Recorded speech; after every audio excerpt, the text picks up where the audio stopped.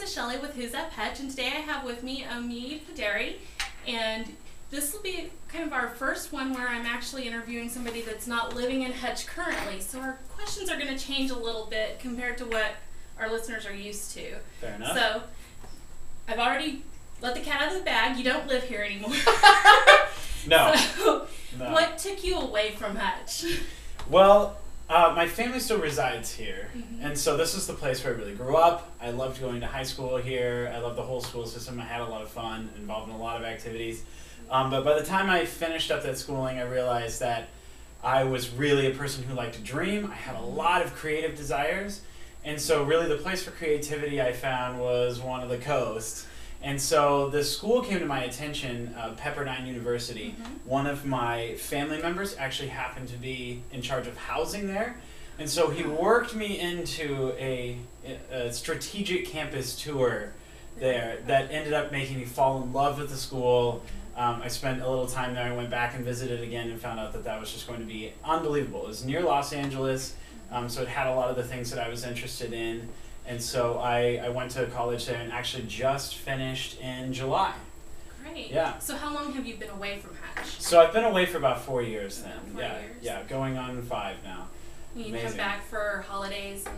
I'm back for every holiday, yes, for my parents. I will continue to return, yeah, just so they know. So, found any big changes in Hutch? Anything exciting and new to you? Well, I mean, you know, sometimes things change. As I was driving through, for instance, at 30th and Plum, we seem to have a Times Square set up anymore. So new billboards and things. But I like the place because it does remain the same. And so it feels very familiar to come back to. Sure. That's definitely one of the big differences of living in somewhere like Los Angeles. It's a really transient place. People are in and out all the time. And nothing really stays very long. It's a hard place to have a business, to really have anything. And so I like coming back here because it does force me to slow down and breathe, and things feel familiar, and so I like that part of it. Yeah. And you said you have family here, so is I it do. just parents or extended family? Parents and a younger brother, Keon, who is going to be 18 soon. Wow. Amazing. So it's fun to see him and to see my parents. And my grandparents live not too far away, and so this is definitely the place for me to visit to see family. Yeah. Okay, awesome. So what would it take to bring you back to Hutch? I have not considered that question before. I'm not sure. If the film industry suddenly found a hotbed in Hutchinson, then I might decide to go that route, because that's kind of what I've ventured into after college. I've started working on a film, and I've really enjoyed being in the film world. It's definitely been that creative outlet that I've been looking for.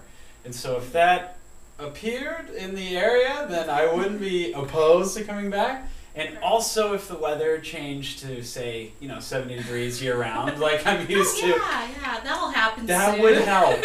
That would help. Yeah. Awesome.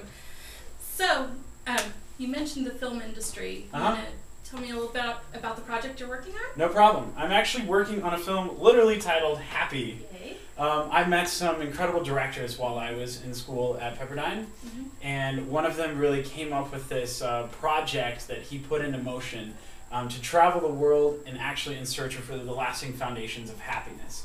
And so the person I'm working for now is named Rocco Bellic. He and his brother have had wide success with their films. Their first one, called Genghis Blues, actually won at Sundance and then was Academy Award nominated. And so Rocco knows what he's doing, to say the least. And he called me up as soon as I graduated college and said, "Hey, I have this project that I'm finishing. Would you like to help me wrap it up and then release it next year?" Awesome. And so he was in the same area that I finished school. It was a really great and natural transition. And so I started working on his film project, and I've been screening it in Los Angeles recently, and actually brought it to Hutchinson this week. And it was a lot of fun. We were able to share it with the community. People seem to really like it. We held it in an underground salt museum. Hey. Definitely different, but one of the 8 wonders of Kansas. Absolutely. And so, a Hutchinson staple. And I was really well attended and supported, and I think people really liked it. But the project has helped not only open my eyes to different functionings of our world, but I know that I hope that it had that same effect here, that people were really inspired by it. Sure. So you mentioned the Underground Salt Museum. Uh-huh. Is that one of the things that you would tell to people if you were telling them about Kansas? What would you tell absolutely. them No, actually, my friends all know about it. Really? Oh, do they? Yeah. Yeah, they do, because they say Hutchinson. What's in Hutchinson, Kansas? You know, they're looking at the map and they don't see anything around it.